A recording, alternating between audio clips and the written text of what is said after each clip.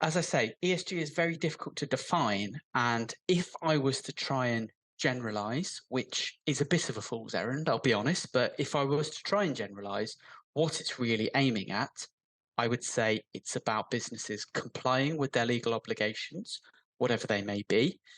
It's about them acting in the best interests of all of their stakeholders and not just their shareholders. It's about them considering and taking action to mitigate the impact that they have on their environment and the society they operate in. And it's about them, and particularly their senior management, not abusing the positions of power they have for personal or financial gain. Now, this isn't to say that those clauses have no use. Clearly they do, and that's why people keep using them.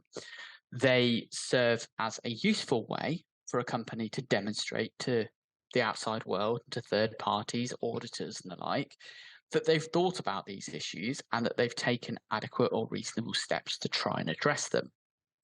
This helps in terms of meeting certain criteria or aligning with things like the modern slavery statements they have to make, and also helps in terms of any future investment or sale to show that they've taken steps to comply.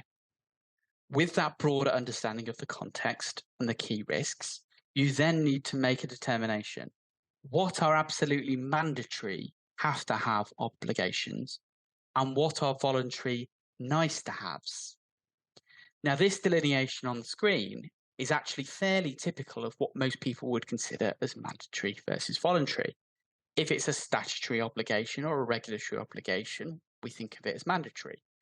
If it's a commercial process or best practice that's not based on legislation, it's voluntary.